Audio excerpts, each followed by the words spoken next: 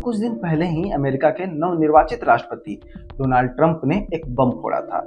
इस बम में ये जानकारी दी गई थी कि अमेरिका की एक संस्था ने भारत में मतदाताओं को प्रोत्साहित करने के लिए वोटर टर्नआउट को बढ़ावा देने के लिए $21 मिलियन की राशि दी थी। $21 मिलियन मतलब 182 करोड़ रुपए। और इसी के साथ डोनाल्ड ट्रंप ने ये इशारा भी किया था कि इन पैसों का उपयोग भारत में सत्ता परिवर्तन के लिए किया गया था। हालांकि भारत में सत्ता परिवर्तन नहीं हुआ। इस खबर के बाद भारतीय जनता पार्टी कांग्रेस पर हमलावर हो गई और देश में राजनीतिक अस्थिरता फैलाने के लिए विदेशी संस्थाओं से पैसे लेने का कांग्रेस पर आरोप लगा दिया। हालांकि अगले दिन कुछ दिनों बाद एक नई रिपोर्ट आई और इस रिपोर्ट में ये दावा किया गया कि ये जो $21 मिलियन की बात डोनाल्ड ट्रंप कर रहे हैं कि उन्होंने भारत को दिया है, ये पैसा एक्चुअली में भारत आया ही नहीं है। ये पैसा तो बांग्लादेश गया था और बांग्लादेश में इसी पैसों के दम पर शेख हसीना को सत्ता से बेदखल किया गया और मोहम्मद यूनिस की सरकार बनी। अब इस रिपोर्ट के आने के बाद अगले दिन फिर से डोनाल्ड ट्रंप कहते हैं कि उन्होंने 182 करोड़ रुपए भारत में मतदाताओं को प्रोत्साहित करने के लिए अपने दोस्त नरेंद्र मोदी को दिए हैं। अब इसके बाद कांग्रेस भाजपा पर हमलावर हो गई कि ये पैसे तो मोदी जी ने लिए हैं देश के मतदाताओं को प्रभावित करने के लिए। अब इन सभी खबरों को अगर हम देखें तो ऐसा महसूस हो रहा है कि अमेरिका हमारी फिरकी ले रहा है।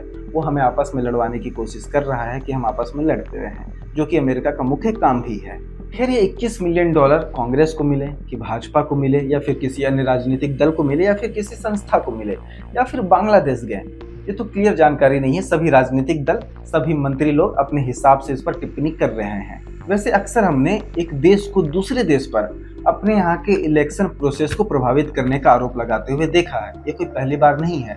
अमेरिका रूस हो गया या फिर चाइना अमेरिका हो गया या फिर अमेरिका भारत हो गया, ऐसे आरोप अक्सर एक दूसरे पर लगाते रहते हैं। अमेरिका भारत के मतदाताओं को प्रोत्साहित अथवा प्रभावित करने के लिए 182 करोड़ रुपए देता है।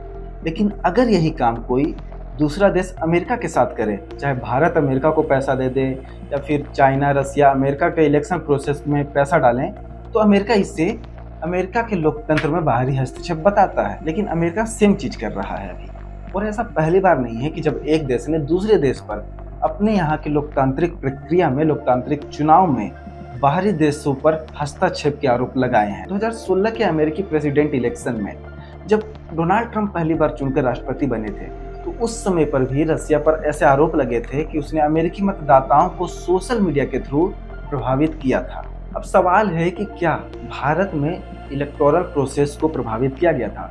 ऐसे आरोप तो तमाम राजनीतिक दल एक दूसरे पर लगाते हैं, लेकिन इसकी कोई पुख्ता सबूत कोई भी राजनीतिक दल कभी भी पेश नहीं कर पाता है। हालांकि ऐसा अगर आप ध्यान देंगे तो आपको भी सोशल मीडिया पर महसूस होगा कि कई ऐसे विदेशी पेज होते हैं जो भारत में इलेक्टोरल प्रोसेस के बीच काफ़ी सारे ट्वीट्स करते हैं, पोस्ट करते हैं, जिससे भारत के मतदाता काफ़ी हद तक प्रभावित भी हो सकते हैं। अब सवाल है कि ऐसी परिस्थितियों से निपटने के लिए हमें क्या करना चाहिए? हमारे देश की क्या समस्या है, ये हम मतदाता समझते हैं। कोई अमेरिकी, कोई रसिया का या फिर कोई चाइना का व्यक्ति हमें प्रभावित कर रहा है कि हम किसे वोट दें, वो तो अपनी सुविधा अनुसार बता रहा होगा। वो हमारी सुविधा अनुसार हमारे देश की समस्या को नज़रअंदाज कर अपने फायदे के अनुसार हमें प्रभावित करता है। सबसे पहले तो भारत के चुनावी कानूनों को सख्त बनाना होगा ताकि कोई भी बाहरी देश हमारे आंतरिक लोकतंत्र में हस्तक्षेप ना कर सके, हमारे यहाँ के मतदाताओं को प्रभावित ना कर सके। अगर कोई भी विदेशी संस्था हमारे देश के आंतरिक लोकतंत्र में हस्तक्षेप करती हुई पाई जाती है तो उसके खिलाफ कड़े एक्शन लिए जाने चाहिए। आप किसी भी इलेक्शन मैनेजमेंट टीम से बात कर लीजिए या फिर किसी राजनीतिक प्रबुद्ध व्यक्ति से बात कर लीजिए, वो सीधे तौर पर आपको बता देगा कि आज मतदाताओं के एक बड़े वर्ग को सोशल मीडिया ने इन्फ्लुएंस कर दिया है। ये मतदाता वर्ग अपने विवेक का उपयोग कम करता है और सोशल मीडिया से इन्फ्लुएंस होकर अपना वोट कास्ट करता है।